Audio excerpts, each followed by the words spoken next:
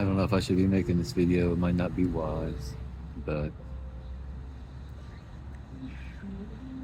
there's something to be said about journaling, and it is a part of my artwork,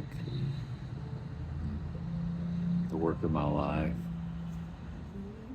I'm in real time right now. I just had a very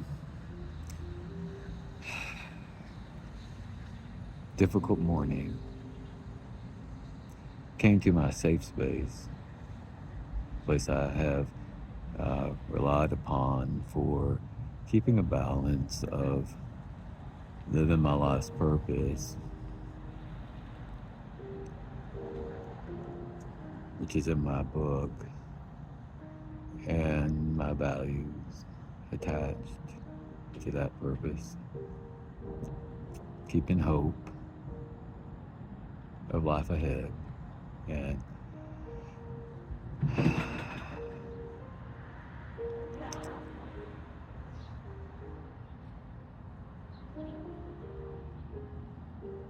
being there for my child and my children, or at least leaving behind a piece of me.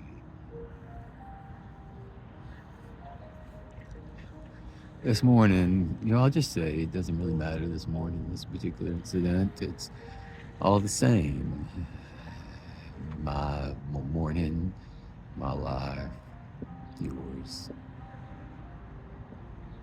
all lives that have been created. We're all trapped in the same cycle of abuse against most hearts and what they would like to see designed through their eyes, talking about love. This safe space that is safe, it's so surrounded with love and care, mostly because of where it's rooted, and that is at the very center of the earth.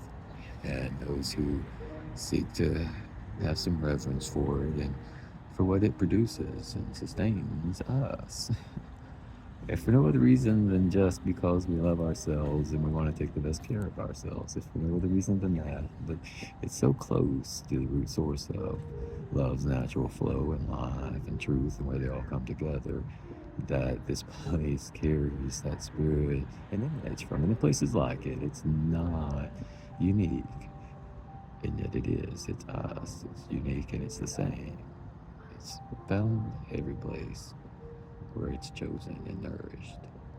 So I have a place here, a little place that's grown. In fact, it's growing maybe a little too quick because it can't keep up with what it's growing into and who's growing it. It's losing its mission statement slowly. A hostile takeover by just a handful whose hearts are now centered on themselves and piggyback on the hearts of the majority. I'm now stuck right in the middle of it because they're outwardly, openly showing their distaste for me to the point of violating my legalities. Boy, they're touching on an area of my expertise. But they don't recognize that. They don't see they're creating a vulnerability to that which I care for.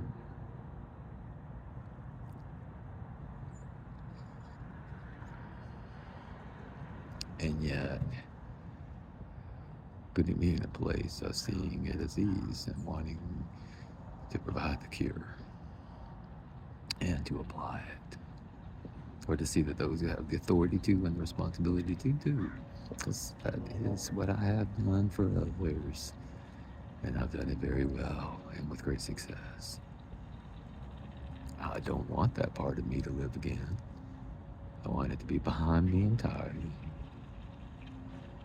But if this safe space harbors these empty hearts to the point of getting in the way of me rescuing my son while I have this window of opportunity, like the Albany Housing Coalition did, just like them. When I find my son and we have found our peace, I'm circling back again. And I'll spread my wings. And you'll see accountability.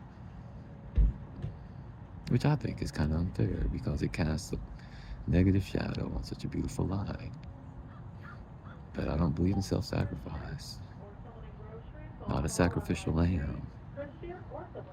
You're not going to put my son to the slaughter because you're the arrogant, self-righteous one.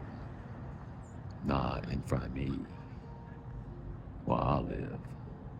So now I have to manage this and this negativity, and I'm having a little anxiety. There was a public demonstration, and I had to get vocal because people were openly insulting and threatening and bullying and demeaning me. Openly but privately, right? Sneakily. Behind the shadow, so that I feel the sting, but they get to others seem so pleasant and okay and kind when they mean to inflict harm. That's their intent.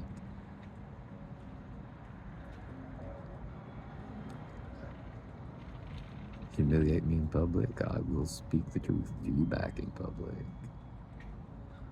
I don't want to. I just want my inner peace. But I have to stay in the truth. And then it may cost me my safe space. It may even cost me my employment because I work here too.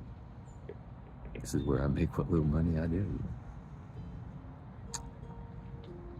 So, because of a couple of assholes, and because I can't keep my mouth shut and just take the abuse,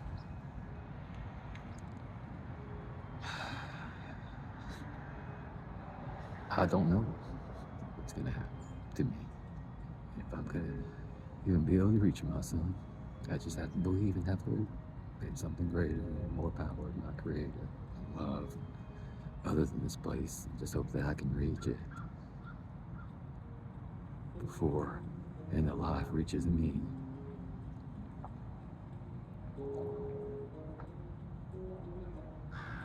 I'm there, I believe. I just don't like having to travel through so much turbulency unnecessarily when there's so much warmth and love around me.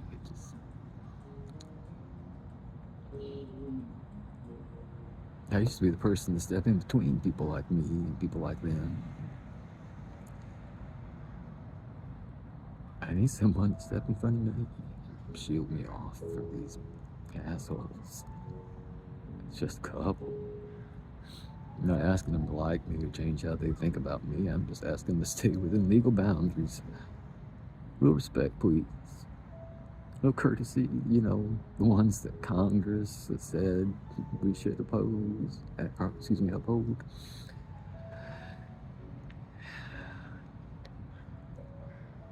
The laws mean nothing if there's no accountability. People just run free and do whatever they want. And that's what we allow to happen if this goes resolved. Sad thing is, this is what my abuser kept putting on me. My values, costing our family, costing her security. They were foolishness. I needed to not believe.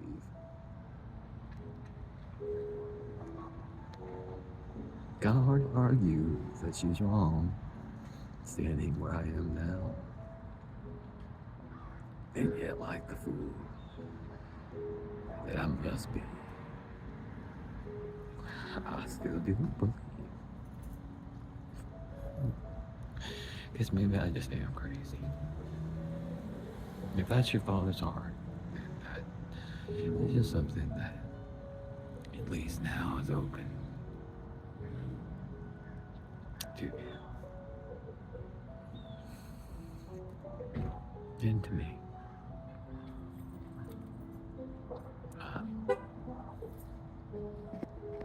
Just gonna have to find peace with that.